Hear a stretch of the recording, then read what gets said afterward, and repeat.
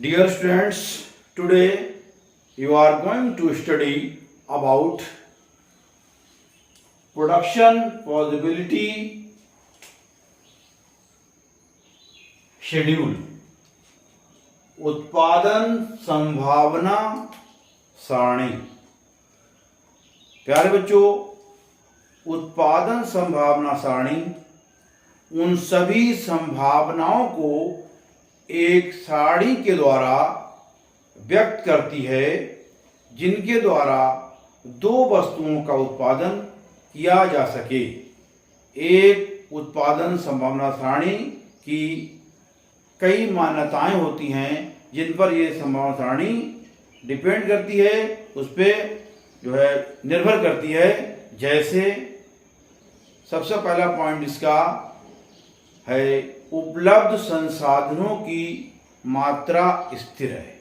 यानी कि ये हमें मान कर चलना पड़ेगा कि हम जब उत्पादन संभावना सारणी जब हम बनाएंगे तो ये हमें मान के चलना पड़ेगा कि उपलब्ध जो हमारे पास संसाधन है उनकी मात्रा जो है स्थिर है, कांस्टेंट है। और उसके बाद नेक्स्ट पॉइंट इसका है जो हमें मानना है, उत्पादन की तकनीक स्थिर है। यानी हमारे पास जो तकनीक है उत्पादन की वो भी स्थिर है। और उसके बाद संसाधनों को पूर्णतः उपयोग में लिया जा रहा है।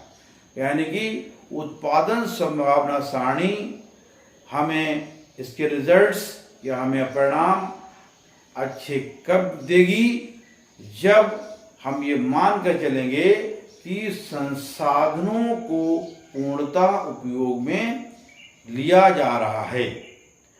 इसी तरह से हमें ये भी मानना होगा कि प्रत्येक संसाधन प्रत्येक वस्तु के उत्पादन हेतु कुशलता से उपयोग नहीं किया जा सकता। ये भी मानना होगा, यदि एक संसाधन को एक वस्तु के उत्पादन से हस्तांतरित कर दूसरी वस्तु के उत्पादन में उपयोग किया जाए तो सीमांत अवसर लागत बढ़ जाएगी। ये हमें मानना होगा। जैसे हम सारणी में दिखाया है कि गेहूं एवं दालों की उत्पादन संभावना सारणी यहाँ पर हमने बनाई है। तो उत्पादन के विकल्प हैं A, B, C, D, E, F। और गेहूं लाख क्विंटल में, दालें लाख क्विंटल में, और सीमांत अवसर लागत। यानी कि जब हम सारणी में ये देखेंगे कि हमारा गेहूं का उत्पादन जब शून्य है, गेहूं का उत्पादन शून्य है, तो यहाँ पर दालें जो हैं वो 15 क्विंटल जो हैं इनकी पैदावार हो रही है, मगर सीमांत अवसर लागत यहाँ पर नील है, नगण्य है। तो अब यहाँ पर दो चीज़ें को अब प्रोडक्शन हो रहा है, जैसे गेहूं एवं दालें।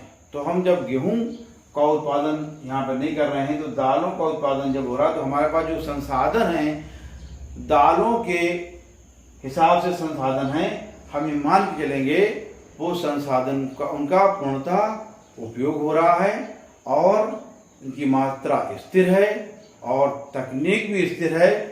तो जब हम दालें पैदा कर रहे हैं 15 क्विंटल और गेहूं हम यहाँ पर 0 क्विंटल, तो यहाँ पर जो सीमांत अवसर लागत है जो ना के बराबर है। मगर जब हम गेहूं को थोड़ा सा इसका प्रोडक्शन हम बढ़ाएंगे तो क्या होता है, गेहूं मान लिया हमने 1 क्विंटल गेहूं की पैदावार की, तो यहाँ पर दालें जो हैं वो 14 लाख क्विंटल इसमें हो जाएंगी। मगर यहाँ पर अवसर जो सीमांत अवसर लागत है वो 1:1 हो जाएगी। यानी कि जब हम जब दालों से जब गेहूं की तरफ गए तो हमने मान के चलते हैं कि गेहूं पैदा करने के लिए हमें संसाधन जो हमने हस्तांतरित किए उत्पादन के लिए, उनका प्रयोग जो है वो सही कुशलता से नहीं हो पा रहा है। तो यहाँ पर सीमांत अवसर लागत बढ़ जाएगी।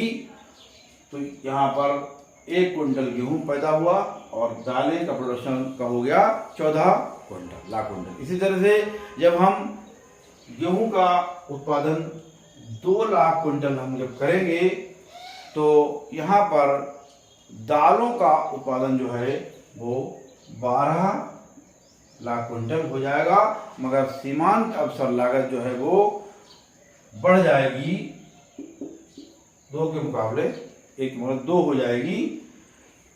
इसी तरह से हम उत्पादन के विकल्प के रूप में जब हम डी पॉइंट पे जाएंगे, तो यहाँ पर गेहूं का उत्पादन बढ़ रहा है मगर दालों का उत्पादन घट रहा है।